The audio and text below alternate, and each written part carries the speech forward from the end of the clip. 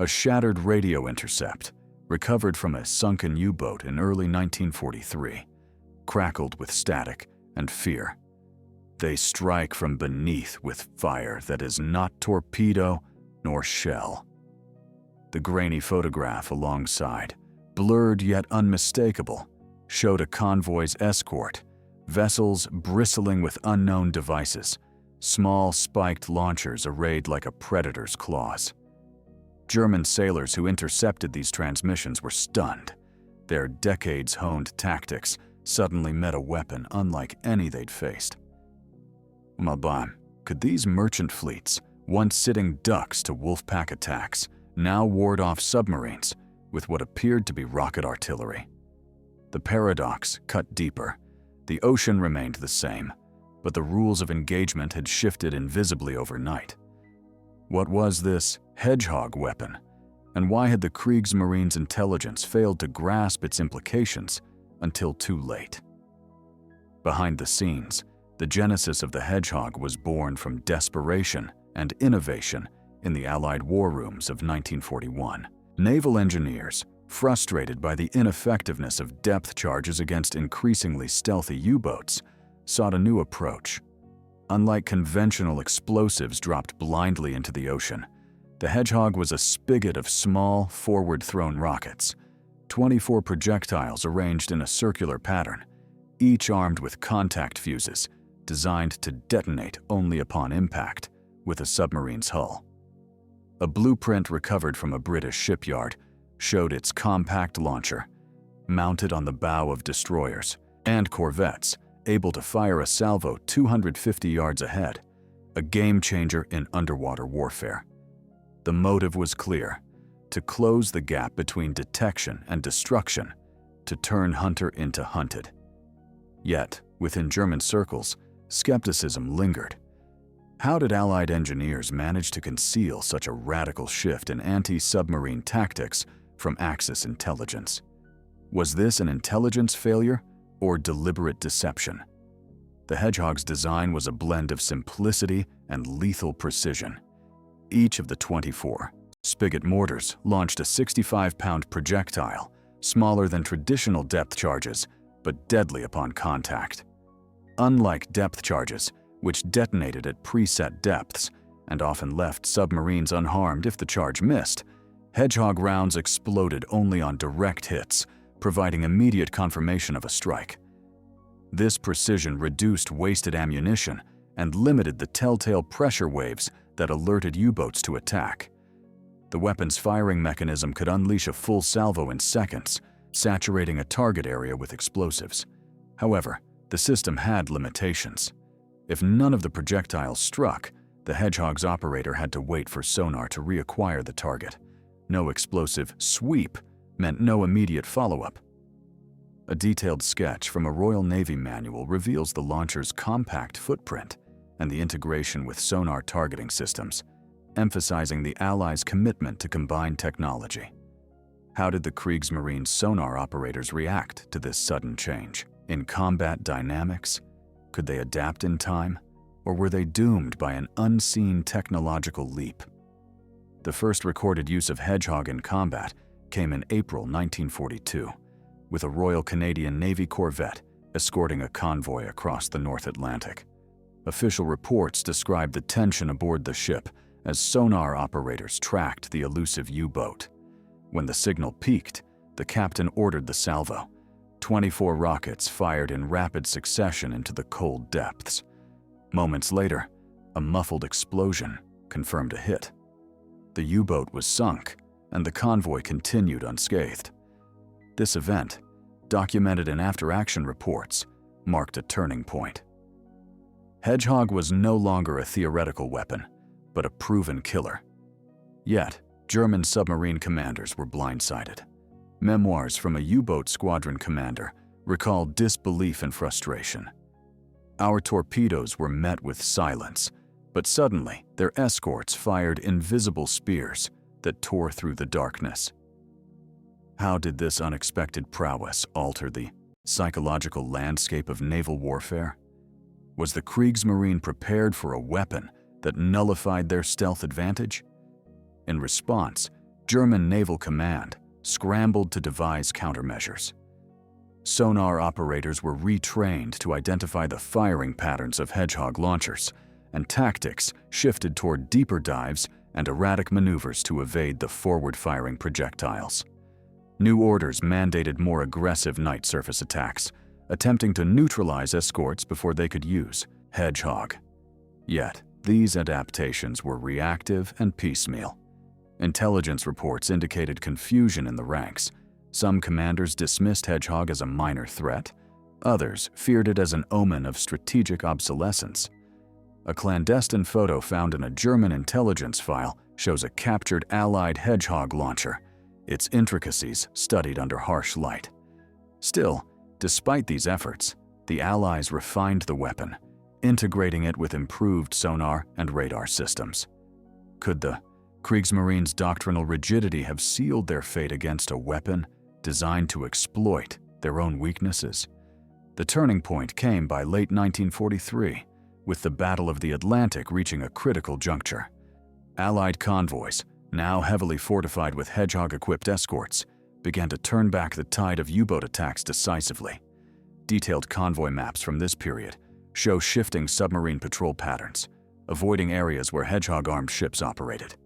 Resource allocation within the Kriegsmarine shifted desperately toward new weapon development, but the loss of experienced crews and the Allies' industrial might rendered these efforts insufficient.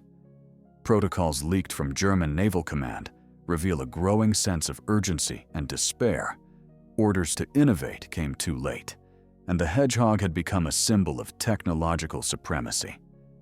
Could the Kriegsmarine have anticipated this weapon's impact earlier, or was their defeat sealed by a failure to see beyond traditional naval doctrine? Each episode is a document I pull from the dust of the archives. Share your own stories. Many of you have relatives who lived through that time, and your words help connect personal memory with archival evidence. Stay curious. Subscribe so you don't miss the next episode tomorrow. In the shadowed corners of German naval intelligence, fragmented reports surfaced of an uncanny weapon that seemed to defy conventional logic. Intercepted communications hinted at a device emitting no visible smoke or splash, yet capable of striking below the surface with deadly precision. A faded photograph, annotated with hurried script, depicted a convoy escort vessel, its bow outfitted not with guns or depth charge racks, but with a peculiar array of spiked tubes aimed forward. This was not mere artillery. It was a new breed of warfare that blurred the lines between missile and depth charge. Yet, despite mounting evidence, senior officers clung to outdated assumptions, dismissing these accounts as Allied propaganda or misinterpretation. How could such a revolutionary weapon have been developed in secrecy, right under the nose of Axis intelligence? And why was there no coordinated response before it irreversibly shifted the balance beneath the waves? The Hedgehog's inception was rooted in bitter necessity. By mid-1941, the Allies faced staggering losses to U-boat wolf packs, preying on their vital supply lines. Conventional depth charges dropped astern after losing sonar.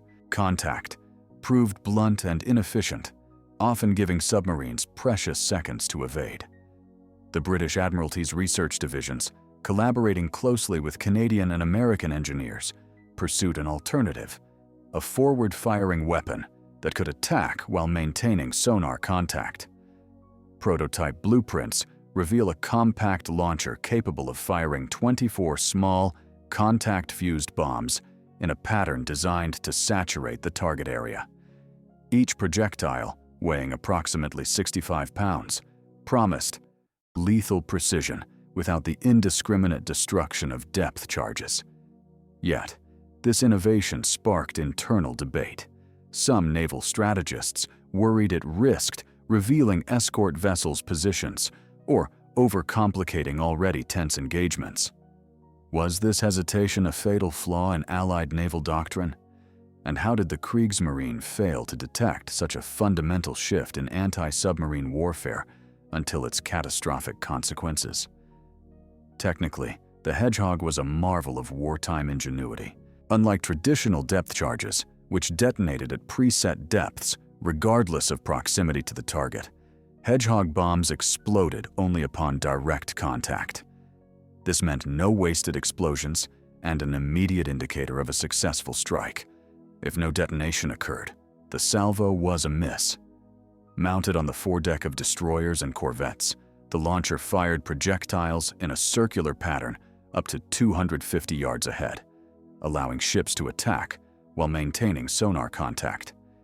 However, this came with trade-offs. Failure to score a hit left the attacker vulnerable during the reload interval, and the weapon's relatively small explosive charge limited damage to a direct hit. A detailed schematic from a Royal Navy manual illustrates the launcher's spigot mechanism and integration with sonar systems, underscoring its role as a precision instrument rather than brute force. How did this balance of power and precision alter tactical thinking on both sides? Could the Kriegsmarine's reliance on stealth and surprise counter the Hedgehog's methodical assault? The Hedgehog's baptism by fire occurred in April 1942 during a convoy escort mission in the treacherous North Atlantic. A Royal Canadian Navy corvette, tasked with protecting merchant vessels, detected a U-boat lurking beneath the waves. Unlike previous encounters where depth charges were dropped blindly, the Hedgehog's salvo was fired forward in a calculated volley. The silence that followed was punctuated by a sudden explosion, confirming a hit. The U-boat was sunk, its threat neutralized before it could strike. Official after-action reports hailed this as a breakthrough, but for German submariners, the event was shocking. Memoirs from a U-boat commander describe the confusion of being attacked by an unseen force. No torpedoes, no depth charges, but something new and terrifying. How did such a sudden paradigm shift affect morale and strategy within the Kriegsmarine? Were commanders prepared to rethink their approach in the face of an enemy that had mastered precision strike? Faced with this new threat, German Naval Command scrambled to respond. Intelligence officers worked tirelessly to analyze captured Hedgehog launchers, while sonar operators received updated training to recognize the weapon's firing patterns. Tactics evolved. Submarines began adopting deeper, more erratic dive profiles to evade the forward-firing rockets, and night surface attacks increased in frequency to disrupt escort formations before Hedgehogs could be deployed. Yet these adaptations were reactive, fragmented, and often too slow. Photographs from clandestine German workshops show technicians painstakingly reverse engineering captured launchers, but the technological gap remained wide.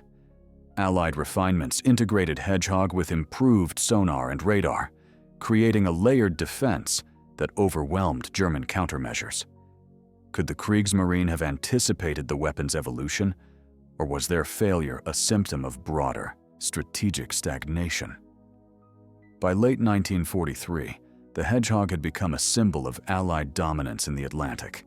Convoys equipped with these weapons sustained fewer losses, forcing U-boats to alter patrol routes and tactics drastically. Detailed convoy maps and intercepted communications reveal a shrinking operational envelope for German submarines, now vulnerable to a weapon that struck from the shadows with surgical precision. Resources within the Kriegsmarine shifted toward developing new technologies, but industrial constraints and the loss of experienced crews hampered these efforts. High-level directives leaked from German command urged innovation and caution, but the momentum had irreversibly shifted. The Hedgehog was no longer just a weapon. It was a psychological weapon, eroding confidence and control beneath the waves. Was this technological leap an isolated incident, or did it foreshadow the modern era of naval warfare where precision and integration dictated survival? The final reckoning, the Hedgehog transformed the naval chessboard of the Atlantic, rendering traditional U-boat tactics obsolete. Its introduction exposed vulnerabilities in German naval doctrine, intelligence, and adaptability. The Kriegsmarine's inability to counter this silent, forward-firing threat contributed decisively to the Allied victory in the Battle of the Atlantic. Yet, amid the wreckage and shifting tides, questions linger. Could earlier recognition and adaptation have altered the course of the war beneath the waves? Or was the hedgehog simply the harbinger of a new age, where old rules gave way to unseen technologies and the relentless march of innovation? The echoes of this weapon's impact still ripple through naval history, a testament to the hidden battles fought in the depths, far from the eyes of the world. As the war dragged into 1944, intelligence officers in the Kriegsmarine grew increasingly desperate for any edge against the Hedgehog-equipped escorts. A classified report from a German signals unit, dated February 1944, reveals intercepted radio chatter describing the weapon as a demon spear, capable of piercing the ocean's veil with uncanny precision. Yet, even as the fear intensified, a fissure appeared within the German command structure. Some commanders advocated for radical technological innovation, seeking new sonar systems or counter-rockets, while others doubled down on traditional wolfpack tactics, hoping sheer numbers would overwhelm the Allies' defenses. A grainy photograph from a secret design bureau shows engineers poring over schematics for a potential Hedgehog countermeasure, but these projects remained embryonic at best. Why did the Kriegsmarine fail to unify its response? Was it internal discord, resource scarcity, or an underestimation of the Hedgehog's strategic impact that sealed their fate? Meanwhile, Allied convoys adapted their use of Hedgehog, integrating it with emerging radar and sonar advances to create what commanders called multi-layered defense bubbles.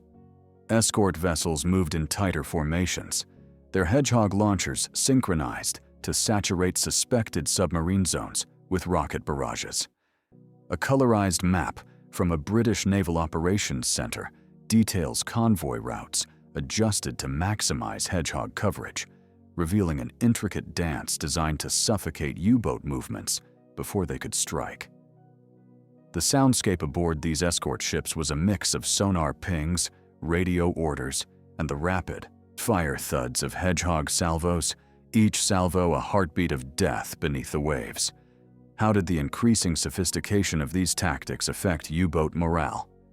Could desperation drive submariners to reckless attacks? Or would the growing technological gap prove insurmountable? The psychological toll on German crews was profound. Veteran U-boat commanders recounted the terror of facing a weapon that left no warning, salvo or wake, only sudden explosions ripping through the hull. Letters smuggled from submarines speak of an invisible predator stalking the depths, a silent hunter that shattered the confidence built through years of stealth and cunning. Meanwhile, German propaganda struggled to mask these losses, focusing instead on heroic last stands and the mythical, happy time of earlier successes. A rare, smuggled photograph shows a U-boat crew gathered around a damaged periscope, their faces etched with fatigue and fear.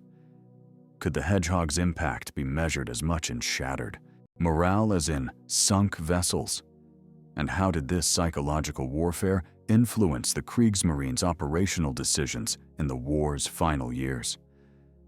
As resources dwindled, the Kriegsmarine attempted to innovate with variants of the Hedgehog concept, launchers firing heavier charges or deploying in different patterns. But these projects arrived too late. Allied industrial capacity and intelligence networks ensured continuous improvement and deployment of Hedgehog-equipped escorts. Naval archives reveal that by mid-1944, over 80% of escort vessels in the Atlantic carried Hedgehogs or similar weapons, creating near-impenetrable screens around convoys. Tactical manuals updated to incorporate lessons learned emphasized aggressive use of the weapon, coordinated with air reconnaissance and radar tracking. Amid this tightening noose, U-boat losses spiked catastrophically. Did the Hedgehog's success accelerate the Kriegsmarine's decline? Or was it simply the most visible symptom of a broader, strategic collapse?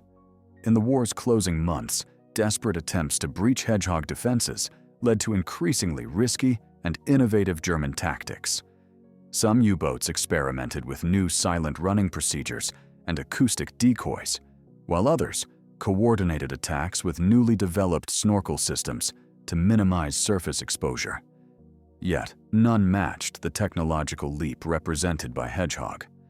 A damaged U-boat's log, recovered post-war, describes an attack where dozens of Hedgehog bombs rained down in a deadly pattern, forcing the submarine into a fatal crush dive.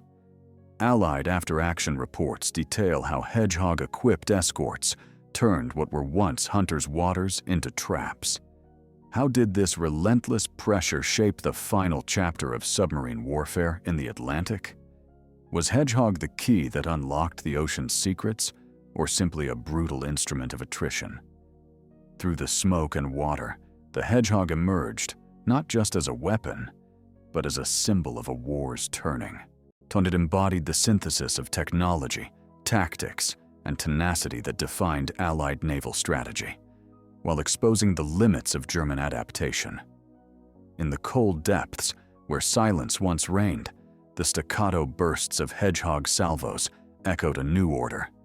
The Kriegsmarine's shock was not merely at the weapon itself, but at what it revealed: a future where unseen innovations would dictate survival. The ocean, once a vast expanse of hidden danger, had become a battleground where precision fire from unseen launchers spelled doom for those who could not keep pace. What lessons did this painful transformation imprint on naval warfare? And how did the shadow of Hedgehog influence post-war military thought, shaping conflicts yet to come? In the aftermath of the war, as the Atlantic settled back into silence, the full scope of Hedgehog's impact began to crystallize in post-war analyses and declassified files. Reports from captured German officers, now candid with hindsight, acknowledged the weapon's decisive role in neutralizing the once feared U-boat menace. Allied naval architects and strategists pored over battle records, sonar logs, and ship designs, tracing a direct lineage from Hedgehog's innovation to modern anti-submarine warfare doctrine. Photographs from post-war naval exhibitions displayed the Hedgehog launcher alongside emerging technologies, sonobuoys, homing torpedoes, each a step in a continuum that reshaped oceanic combat forever. Yet, beneath this technical legacy lay a deeper truth. The Hedgehog had shattered more than submarines. It had shattered illusions of invulnerability, forcing navies worldwide to reckon with the relentless pace of technological evolution. Could any force truly maintain dominance beneath the waves without embracing constant innovation? And how did this lesson ripple through the Cold War and beyond, where silent conflicts played out in the unseen depths?